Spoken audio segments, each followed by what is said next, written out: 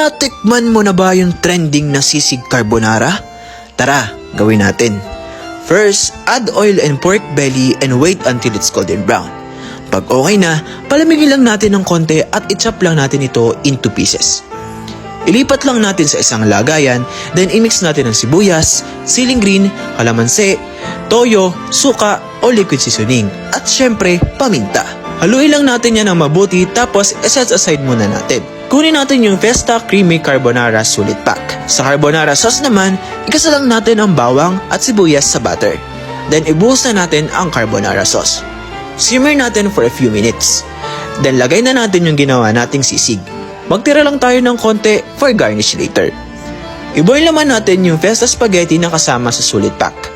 1:1 na yung tandem na yan kaya di mo na kailangan tansyahin.